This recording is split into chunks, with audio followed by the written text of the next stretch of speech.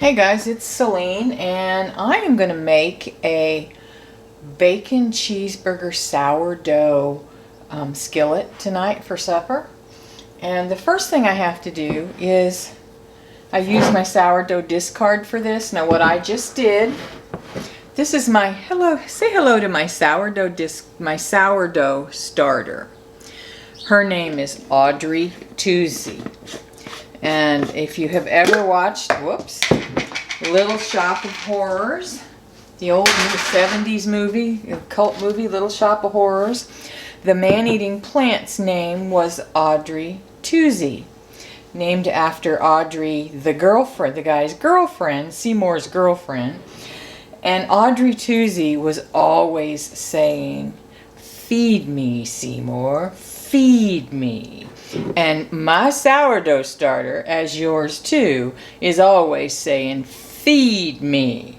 Now I take the easy way out. I keep this puppy in the refrigerator, feed it every week, 10 days, 2 weeks.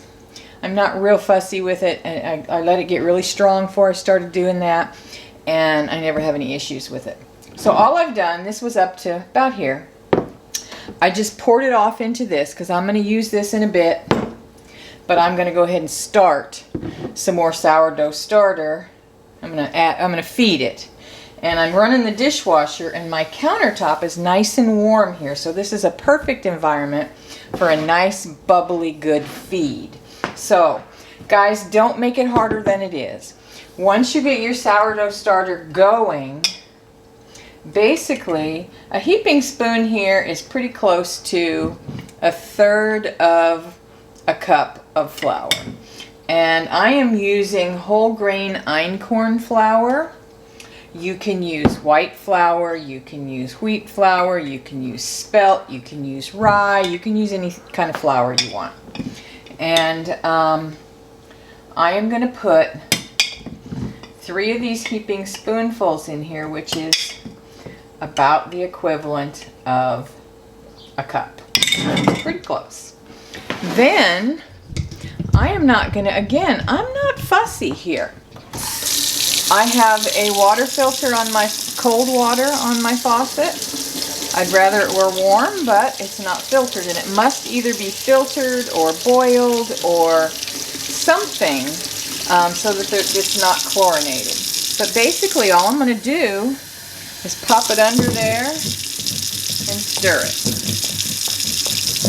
Kind of get the, I'll put it in your sight here, and kind of get a nice battery kind of consistency. And that might have been enough. So let's move you back over here. I want to get most of the lumps out. Again, I'm not real freaky about this. Audrey Toozy's pretty healthy, and she's pretty cooperative. So I am trying to get most of the lumps out. I will say that einkorn flour is lumpier like this than white flour seems to be. But I like my einkorn flour because it has such gentle carbs and gentle gluten that it's much easier to digest. The nutrients in it are easier to digest because basically what we're doing here, making a sourdough starter, is, or making, sourdough starter, is fermenting the flour, basically. And that breaks it down and makes it easier to digest. And all right, so let's see if we can get you. I'm going to pull you up here a little bit closer. Now, here's my consistency. It's just like a loose batter. You can tell it's still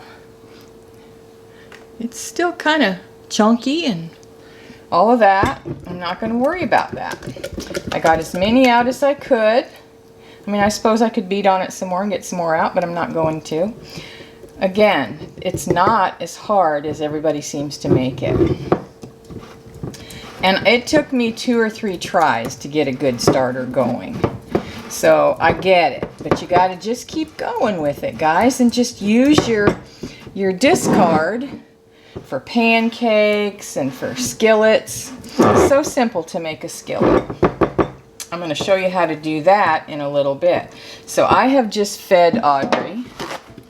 I'm going to kind of wipe the inside of it down a bit because I've never just used plain old white flour or any other kind of flour for this. I started out with einkorn and I've kept it at that. But einkorn is like flipping Gorilla Glue. I mean, it hardens and it sticks and it's hard to get off if you let it dry. So I want to kind of clean that off for two reasons.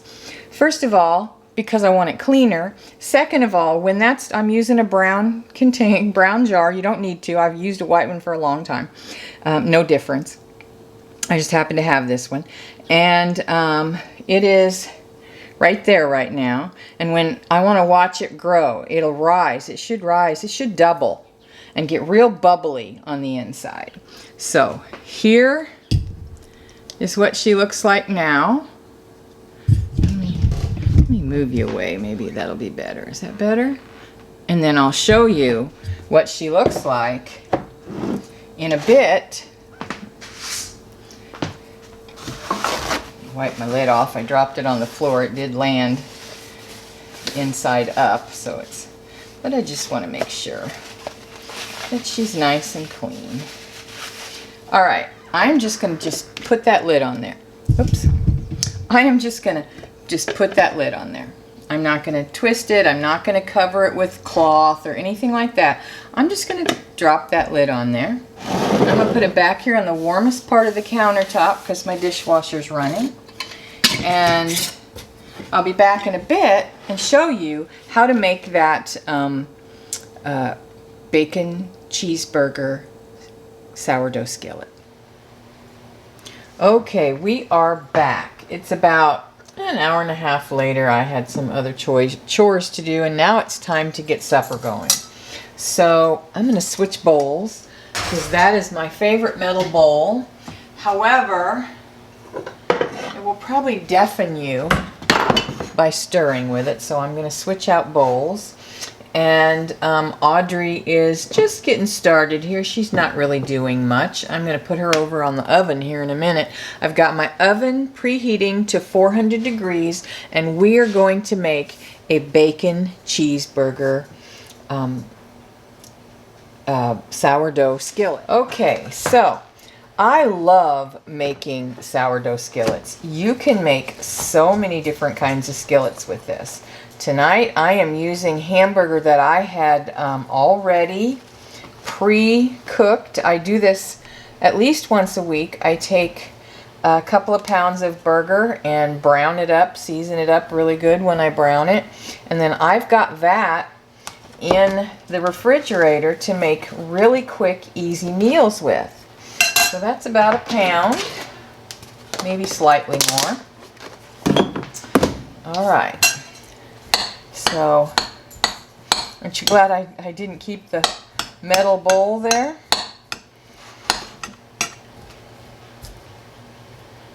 Okay. So, I am going to make a sauce with mustard. I am going to venture to say that's about 3 tablespoons full. I have more over here if I need it. I'm just not sure if I'm going to need it or not. And then ketchup, and I'm going to say with that, that's probably a half a cup. Let me stir it up and see where we're at.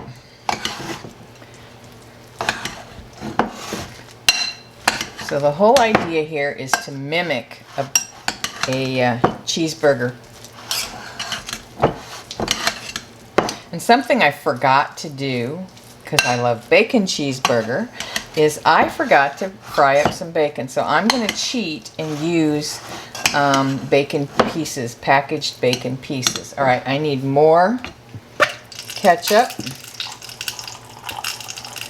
So that's probably going to be about 2/3 to 3/4 of a cup of ketchup for about a pound or a little over a pound of hamburger. And I might need a little more. Just a little more mustard. Let's give it a taste. That's pretty good already, guys. Alright, so I'm going to put, I probably put another, so I'm going to venture to say there's between 5 and 6 tablespoons of mustard in this. And 2/3 to 3/4 of a cup of ketchup. And so basically, consistency-wise, it's just kind of creamy. Okay, now I'm going to add about 3/4 of a cup of pickles. I may not actually add all that. I'm grabbing another spoon like I would do that if I weren't filming. I wouldn't, because it's just my husband and I. And yeah, I'm going to use the whole thing. About 3/4 of a cup of pickles. And I don't use a separate spoon when I'm cooking like that and I'm tasting things. My husband and I have been swapping spit for 25 years. I think he'll live if I use the same spoon. And this was about the same amount of onion, about 3/4 of a cup. That was about a half of a fairly good sized, medium sized onion. So I'm going to stir all that up. And then I am going to add, this is, oven's ready. This is called Amazing Burger, and I get that from Aldi. I don't know I'm sure there's probably a big brand name. Don't know what it would be, but oh, it smells so good. I am going to add, that was about a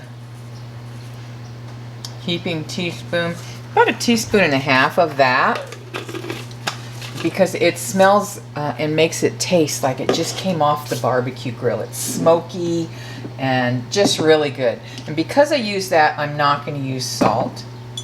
I am going to use about 1/2 teaspoon of my homemade house, what I call my house seasoning. All that is a jar of Aldi's or any brand steak seasoning, a little onion and garlic powder, and then I grind them all up together, and I use that in practically everything I cook. Alright, let's see, am I forgetting any ingredients for the filling? No, I've got it all. Let me give that a good stir, and then I'll show you how I use my sourdough starter. And you can use sourdough starter, or you can use I'm going to actually use my discard. You can use starter or discard. It doesn't matter. It doesn't have to be freshly fed. If it's freshly fed, it's going to be thicker and raise a little bit more than if it's not. So if you want it more cakey, fluffier, bready-like, you're going to want it fed. If you want it more crust-like, you are going to want it to be discard. Alright, so I'm taking my skillet, my cast iron skillet. I have it greased. I did what some people with cast iron would say is a no-no, and I used olive oil cooking spray. They say don't use the spray because it keeps the finish from, it makes it sticky. I don't use it a lot, so I haven't found that, but I guess if I used it all the time, I might. I don't know. I need another bowl.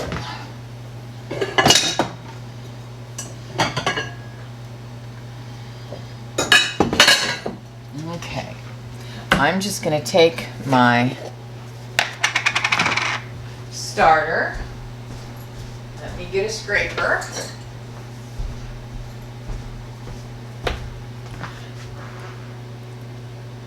And I'm just going to pour that in there. That was a little over a cup. Around a cup or so is about right for a skillet this size. This is a probably a 9-inch, 8 or 9-inch skillet. 9-inch, I think. Does it say on the bottom? No. I think this is an 8 or 9-inch. Anyway, you can see by just my holding it up about what size it is, if that helps. Anyway, so I'm going to take my starter, my discard, I should say, and I'm going to do a couple things. I am going to put, and this is the exact same recipe I use when I make pizza crust, and I make it in 2 large cast irons, so like the 12-inch, so they're much bigger, and I just double this recipe. I usually then put 2 eggs and a spoon in there. Nope. And I usually just, as I said, my big spoon is about 1/3 cup. I am going to do I'm going to start with half of that, because I am doing a half batch this time. And a little olive oil, about a tablespoon.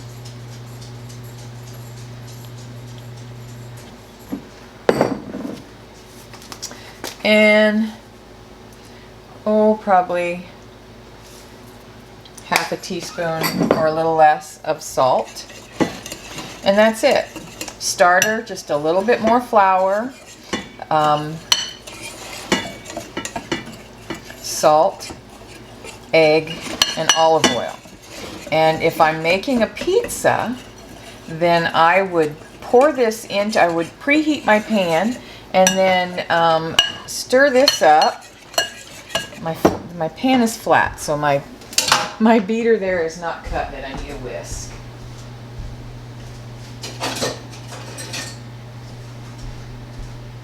Couldn't get it down in there. Okay.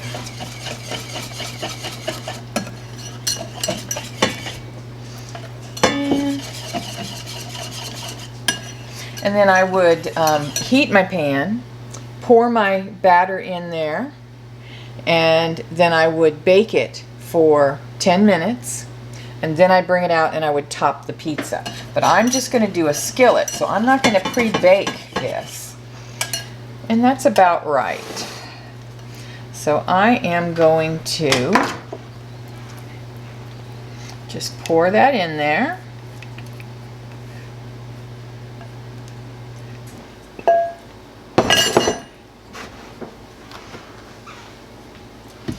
And then I'm going to just kind of spoon this in there. And it will kind of come up and around it, and it'll make a crust, and it'll kind of make it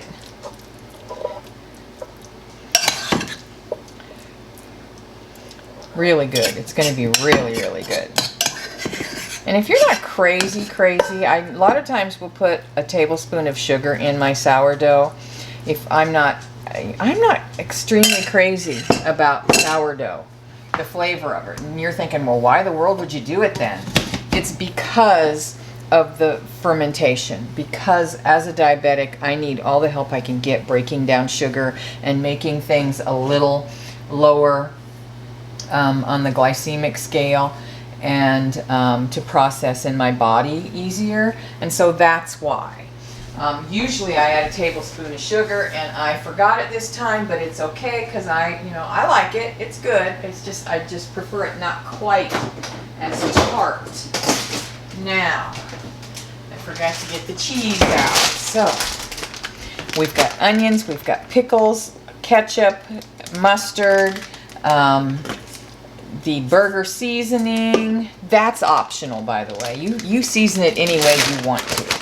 I just happen to have that, so I used it. And then I'm just going to cover it with cheese. And this is just the cheese. It's the Fiesta blend. It's just the cheese that I happen to already have open, so I wasn't going to open anymore. Normally I would use cheddar, but or you could put American slices or whatever your favorite cheese is. There's no right or wrong to these skillets, guys. You can make the same recipe and do a chicken pot pie filling. You could do a beef stew skillet, a taco skillet. There's just an unlimited number of ways you can do this. So I'm going to get this in the oven for about 20-ish to 25 minutes, and then I'll be back. Okay, guys, we have the finished product here.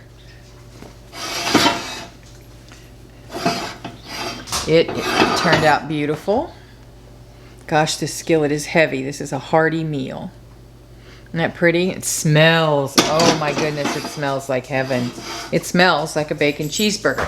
I forgot to add bacon to this, so I sprinkled it on top as I put it in the oven. That's when I thought of it. So I can smell that bacon. You can see it there on top. And I am gonna cut into this baby and dish a slice up so that you can see what it looks like.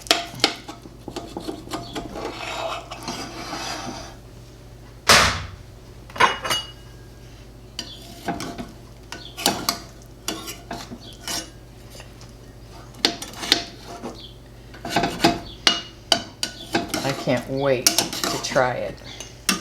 I've made it before, but it's been a while. I've made it a few times actually, but it has been a while. And it smells like heaven. It smells like I'm in a burger joint. So let me get a fork.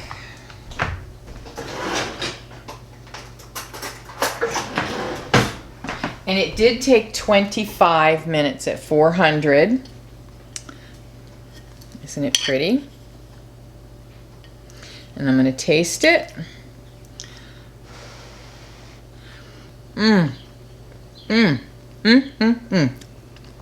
This is really good. My husband is absolutely going to love it. See, here's that beautiful crust that I didn't even have to diddle around with. I just poured it in. So good. That's it, guys. Have fun with it. Make your own creation. Whatever it is that sounds good, give it a shot.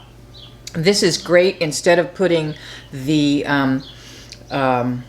flour, a little bit of extra flour that I put in there. If you put like maybe a quarter, at least a third to maybe a half of a cup of cornmeal mix, corn muffin mix, Jiffy mix, something like that, then this would be great with chili or chili cheese dog pie, you know, anything like that. So yum.